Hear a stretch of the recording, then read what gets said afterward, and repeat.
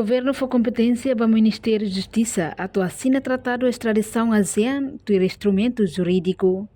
Governo lihus reunião Conselho Ministro decide na for competência toma para o Ministro da Justiça Sérgio de Jesus Hornai onde assina tratado de extradição ASEAN do instrumento jurídico. Instrumento jurídico né o objetivo a reforça a cooperação jurídica entre Estado e membros sira de bem comete transnacional e o tratado estabelece princípio no procedimento sira vai entrega recíproca. No nemos é mas sira bem busca efeito acusação julgamento no cumprimento da pena de fim infração sira de bem sujeito ba extradição condição obrigatória no discriminário sira no fundamento da recusa inclui garantia processual no humanitária sira de bem aplicável. Reportagem Melania Conceição, Televisão Timor-Post.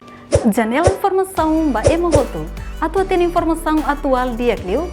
Kita haluha. Haneham botão subscribe, like.